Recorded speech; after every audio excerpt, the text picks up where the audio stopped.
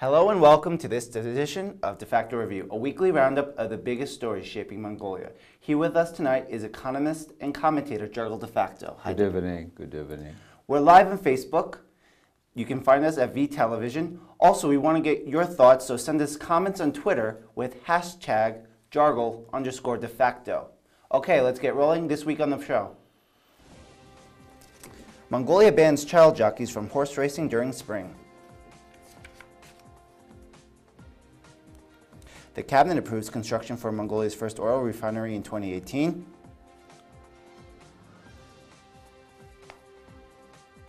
The Mongolian People's Revolutionary Party loses its seat in parliament with the ousting of an MP. And finally, the president of Nomen Holdings is the first Mongolian citizen to bear the Olympic Games torch. Okay, let's begin our program. The Okna-Horsu cabinet has banned horse races in winter and spring to take the child jockeys out of harm's way. Zasik.mn reported on Thursday that children under 12 years old are prohibited from competing in horse races held between the third day after the Lunar New Year, that's Sagansar, up until May 1st. The cabinet put the ban in place in light of the risk of injury and even death to the young children racing at high speeds amid extremely cold temperatures. According to the rules of the National Nadam Horse Racing Organization, the minimum age for child jockeys is just 7 years old. However, this rule does not apply to all horse races in the country, according to Chinese news source Xinhua. So, Jargal, why have children been allowed to take part in such a dangerous sport for so long? Obviously, it's a long tradition of Mongolian culture, but this might be something quite shocking to our foreign audience. Well, traditionally, the parents prefer the kids riding horses, learning well, because it's part of our culture, but life is changing now.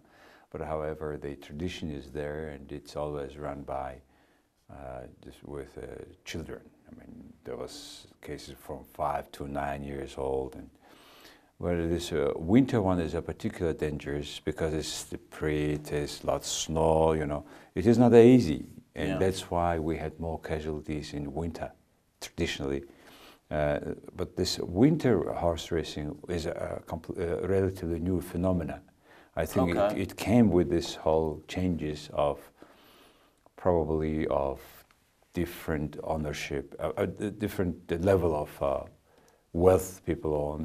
I understand there's high stakes and big money in these races. Yes, also that's one of the reasons why they were running it, started to run it for last maybe 20 years or so, and we had a lot of casualties, and the civic society demanded the government to stop it for years, and finally this government had agreed, and they have made a resolution to forbid, as you said, the kids riding horses for this race. Yeah. Because child life is more worse than any this holiday tradition or whatever it is. It's definitely worth more. I mean, there's big money in it, but to a parent, a child's life is priceless, so why would you put the risk? Yeah, you know what, also before they have been forbidden, but still there were competitions, still the tournaments happening. And this time I hope it will not be the case, and that we will not have these children having that unreasonable disease, death. Oh my goodness, look at it. Yeah, you look at this footage and it's quite shocking. And you see often there's these trucks going alongside the race watching, but they sometimes can be the cause of accidents. You know, there's a lot more that I think that can be directly or indirectly, because they're competing on the road, which is not very clear, fixed a group of horses. They are riding. These aren't paved roads, it's just country road. Exactly. So there's all kinds of dangers. And I'm also wondering, since, you know, there is money involved here, is this considered occupation, and does this have any violations of Mongolia's child labor laws?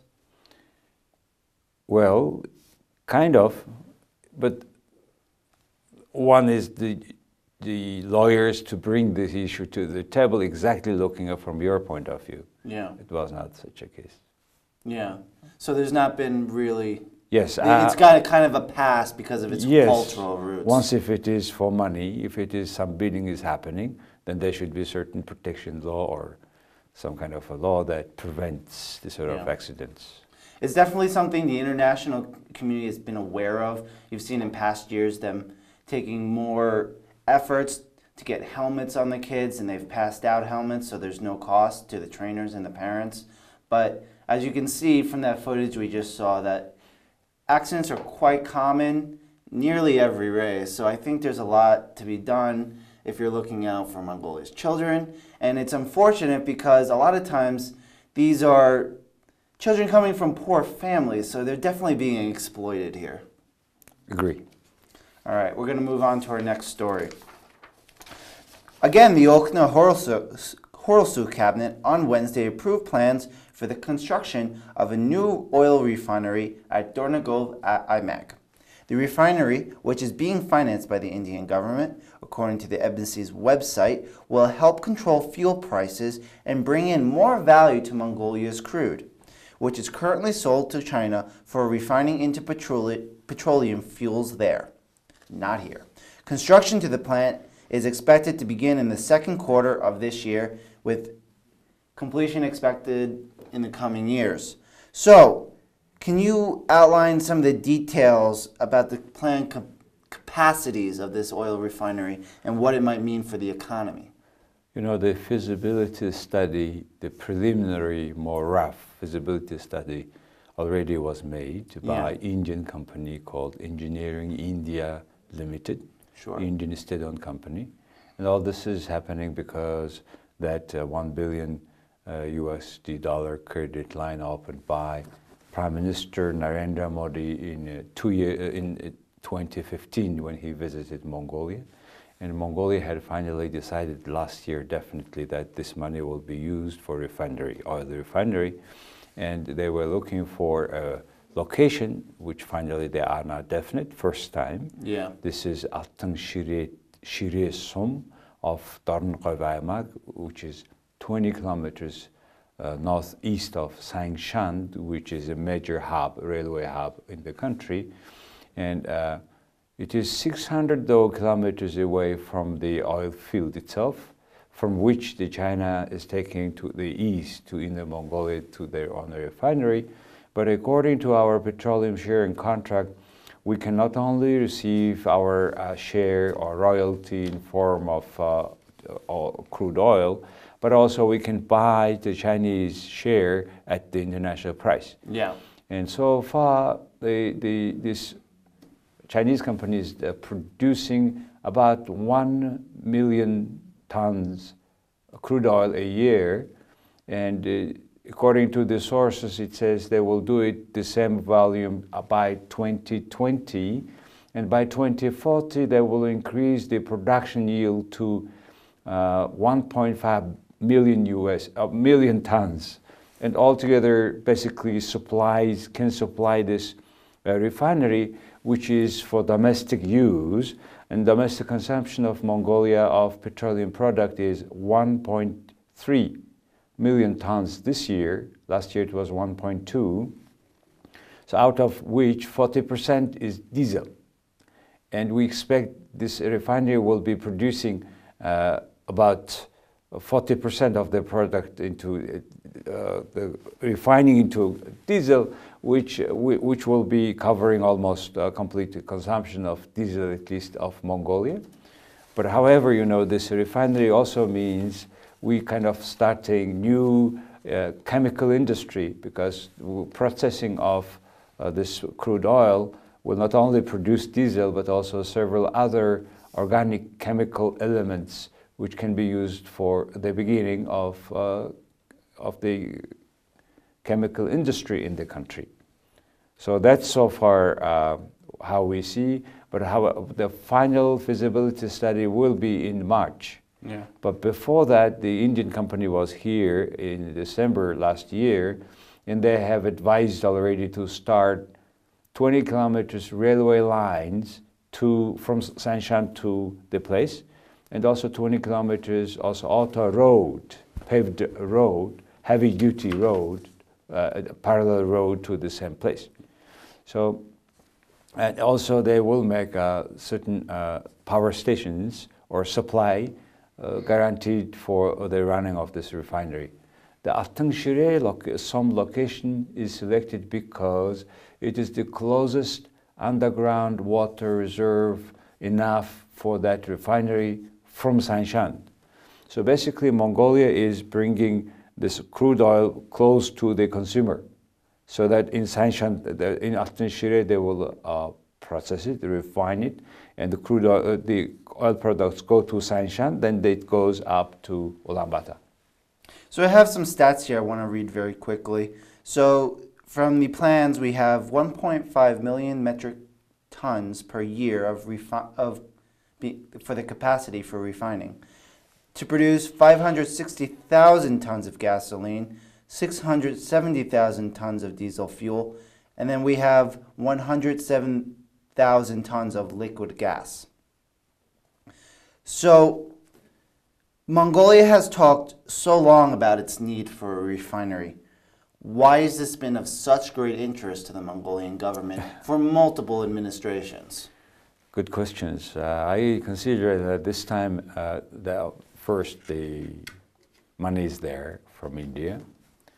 Second, finally, now this one is under so much pressure on petroleum products price changes, and they cannot control anymore with the excise taxes they were used to control to keep the price at the constant level. Yeah. So now the final change last week, they have taken the excise taxes for two types of products of gasoline.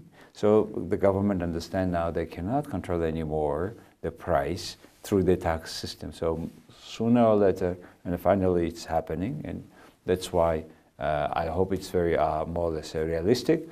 And plus Prime Minister, by the way, we should also say that this 600 kilometers long pipeline will require a lot heating system and also substations for more pressure. Yeah. So that it moves, because it's high viscosity crude oil, and so in Mongolian cold conditions it will have additional cost. But I was told, nevertheless, this will be bringing, though expensive, but our own oil products. So I want to ask you, because on our Mongolian language program, you've talked a lot in recent weeks about the effects on the change in gas price in Mongolia. Mm-hmm. Can you just catch our audience a little bit up to date with what's happening and how it's resolving? Okay. So in Mongolia, this gas price was staying for almost 4 years at the same level. Even if the times of international price come up or come down, it was the same, because petroleum companies have received very cheap foreign money, currencies from Mongol Bank. So they were used to keep it. And then when the price was high, the state tax was lower. The price was less, then the state tax was higher, so that at the same level they paid.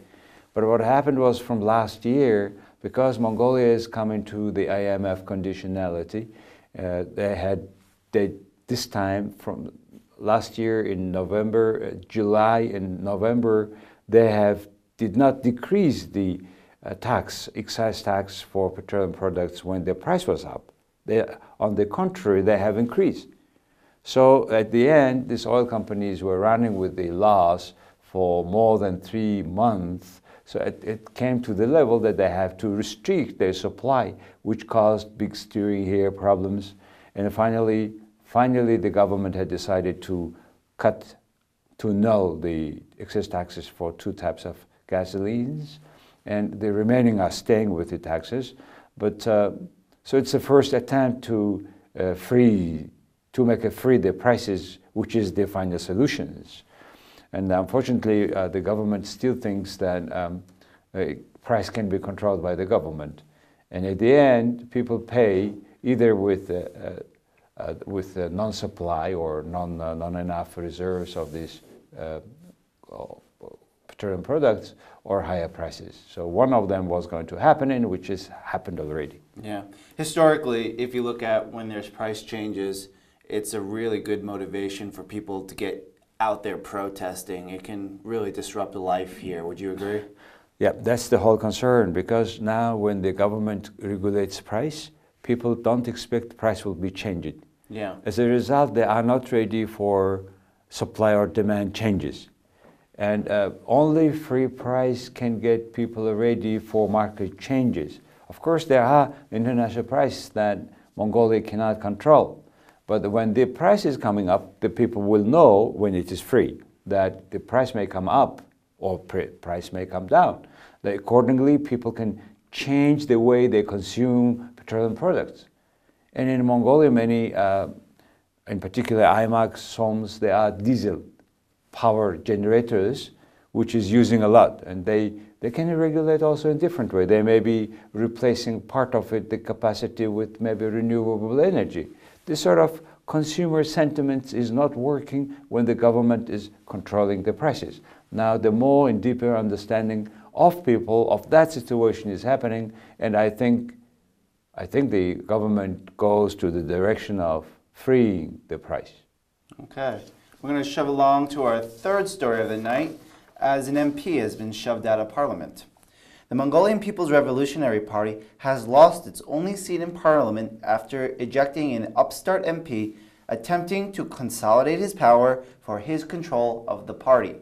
The party announced Oktobrin Basenhu's termination as the MP failed at his attempt to take control of the party away from its founder, Nembar Enkbayar. Basenhu's application for party chair was refused by a high court, according to news.mn, and he was also accused of illegally organizing a party conference to announce his taking of the leadership. The ousting follows months of conflict between Basenhu and his party, including his unwillingness to support the party's 2017 candidate for the presidency, Sanhu Ganbatar. So, is the book closed on the Mongolian People's Revolutionary Party? Is it the party's end? Not at all. The battle is going on, and it will be even severe down the road, because Mr. Enkbayar is going to have now own party congress, which also was held by this Basenhu parliament member. And now the parliament, he wasn't announced that he is dismissed from the party. But Yeah. what turned out was the Revolutionary Party charter has not a particular provision to kick out or to dismiss the party member. What they have done is, Basenhu had included that provision how to dismiss the member from the party, but this dismissal or change in charter is to be approved by party congress. And that party congress, which was organized, was not recognized by the Enkbayar side. But with this whole process, which I think just keeps going on, Yeah. so legally, Mr. Basenhu is not dismissed from the party, legally, because the party rules does not say that somebody can be dismissed. So they have announced it, but there's Announced it, but legally, Yeah. he cannot.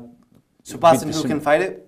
Yeah, Basenhu is still representing Mongolian People's Revolutionary Party in the parliament, Okay. whatever conversation is going on. So he hasn't announced an independent. He has not. Becoming an No, independent. he has not yet announced that. He may become, but if he is officially dismissed from the party. But the issue was very interestingly revealed for the public, because these discussions was.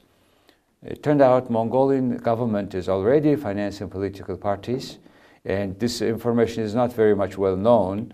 Mr. Basenhu said that by the votes he got at the election, he got 139, no, 100, he got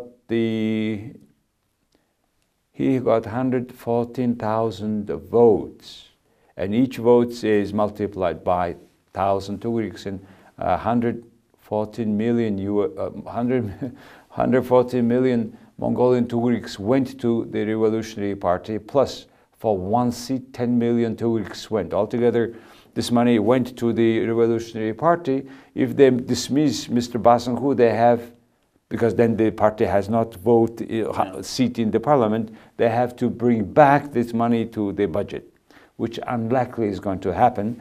So there is interesting questions, but the most important thing out of all these discussions is Mongolian political parties financing, which is a quite secretive things, and nobody knows except political party leader how much exactly money they are receiving, being donated, because they are not revealing, and what they are revealing is very symbolic, very small in comparison with what they spend for political elections. So people are very conscious. The people are demanding the political parties to disclose. Also because they are receiving from the budget that much amount of money, just for one seat, that much of money. How about the 65 seats that the People's Party have? How much they are receiving money from us, from taxes?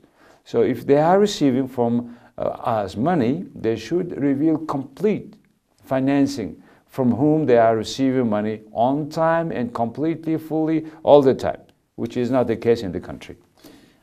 Still, despite the infighting going on within the party, it is a little bit perplexing, because if you look at the 2016 election, voters were unhappy with the MPRP. Basenhu was the only candidate to retain a seat.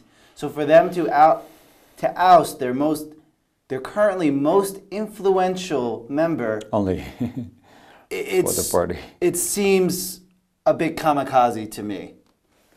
For this political party, yes, they understand it. But on the other side, if they keep him very long, he will take over the political party. Well, he is almost taking over the political party. But this raises another issue. What kind of political party is this? I mean, like the other two ruling political parties. Our political parties are not based on the principles of, for example, integrity. Their actions, their plan, their words should be the same, which is not the case. And the Mongolian political parties are really in a big mess because the financing is known only to the political leader, actually. The political party members have no clue how much they are receiving money and what they're spending for. So that's, it really shows how much reform we need in terms of political party financing. And by the way, there is a new law on political party and its financing is going on. It's already, I think, third new group working on that.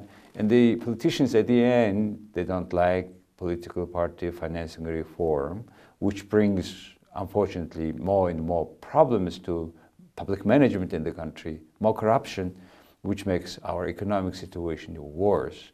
And I keep saying that the major reason of economic problem or crisis in this country is political. And that political situation comes from that party financing secret. So I got to ask you, the Mongolian People's Party obviously have a very strong position with 65 members in parliament. What is with this going on with the MPRP, what's going on as far as a consolidated effort to oppose the Mongolian People's Party, the opposition effort in parliament? Well, Democratic Party last week announced that they have 16 councils, a kind of shadow government. 16 councils goes, I think, after each ministry. It's kind of announcement for shadow government in Mongolia, but shadow government can work in any country only if it is financed from the budget. So that's the case of the UK. In Mongolia, this shadow government, I don't know how it will be financed, but I know one thing. Democratic Party is almost announces their price tag for any ministerial or elections candidacy. And well, at least they are selling the positions openly, which is not the case of the People's Party, which always keep that in secret.